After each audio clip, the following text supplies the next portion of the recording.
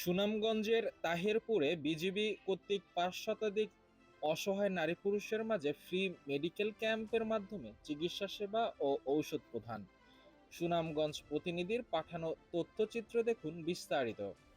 ২৮ border guard battalion BGB কর্তৃক প্রাকৃতিক দুর্যোগ, দুর্যোগ পরবর্তী মানবিক সংকট এবং জরুরি পরিস্থিতিতে অসহায় ও দুস্থ মানুষের পাশে দাঁড়িয়ে ফ্রি মেডিকেল টিমের মাধ্যমে বিনামূল্যে চিকিৎসা সেবা প্রদান ও ঔষধ বিতরণ করা হয়েছে। সোমবার দিনব্যাপী সুনামগঞ্জের সীমান্তবর্তী তাহেরপুর উপজেলার লাউড়াগড় এলাকায় বন্যা ক্ষতিগ্রস্ত অসহায় ও দুস্থ ৫ শতাধিক নারী পুরুষের মাঝে চিকিৎসা কার্যক্রমের উদ্বোধন করেন ২৮ বর্ডার গার্ড বিজিবির সুনামগঞ্জ অঞ্চলের অধিনায়ক লেফটেন্যান্ট কর্নেল AKM জাকারিয়া কাদের।